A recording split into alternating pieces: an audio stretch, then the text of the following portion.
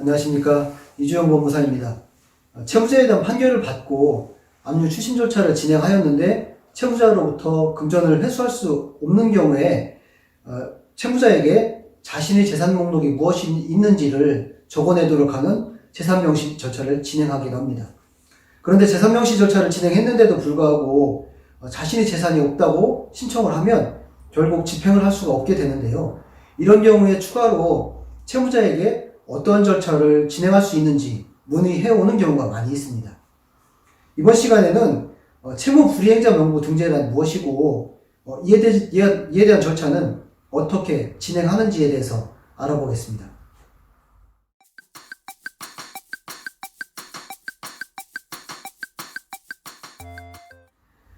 채무 불이행자 명부란 금전 지급을 목적으로 하는 집행권한이 있는데 채무자가 일정한 기간 내에 그 채무를 이행하지 않거나 재산 명시 절차에서 감치나 또는 벌칙에 해당하게 된 채무자의 인적 사항을 일정한 양식에 등재해서 누구든지 이 사람이 채무를 이행하지 않는 사람이다 라는 것들을 보거나 또는 복사할 수 있도록 신청하는 제도를 말합니다. 채무불이행자 명부가 등재가 되면 어떤 효과가 있을까요? 우선 첫 번째로 채무를 이행하지 않는 불성실한 채무자의 인적사항을 공개함으로써 채무자의 명예나 신용훼손과 같은 불이익을 가함으로써 빚을 갚게 하는 간접적인 효과가 있습니다. 두 번째로 채무자에 대한 금융거래가 제한이 됩니다.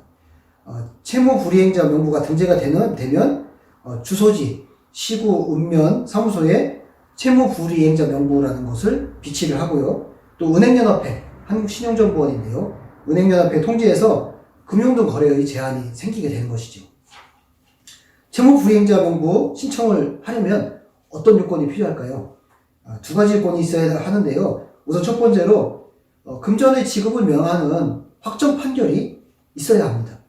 또 이 확정 판결이나 집행권원을 작성한 이후에 6개월이 지나야 채무불이행자 명부를 진행할 수가 있는 것이죠. 두 번째로 재산 명시 절차에서 재산 명시일에 불출석하거나 또는 재산 목록의 제출이나 선서를 거부할 때 그런 경우에 재산 명시 절차를 진행할 수가 있는 것입니다. 그런데 등재 신청에 정당한 이유가 없거나 쉽게 강제 집행을 할 수 있다라고 인정이 되면 채무불이행자 명부 신청을 할 수가 없습니다. 또 채무자가 보유하고 있는 재산에 대해서 많은 시간이나 비용을 투입하지 않고도 강제 집행을 통해서 채권의 만족을 얻을 수 있다라고 인정이 되면 이런 사항들이 증명이 되면 채무불이행자 명부 등재 신청을 또한 할 수가 없는 것이죠. 채무불이행자 명부 등재 신청은 또 일정한 경우에 말소가 또 가능합니다.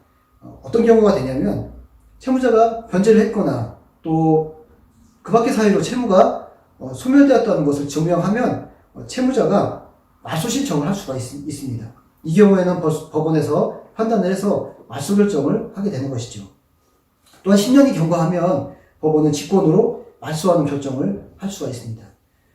이상 채무자가 부채를 갚지 않는 경우에 최종적으로 할 수 있는 채무불이행자 명부 등재에 대해서 알아보았습니다. 감사합니다.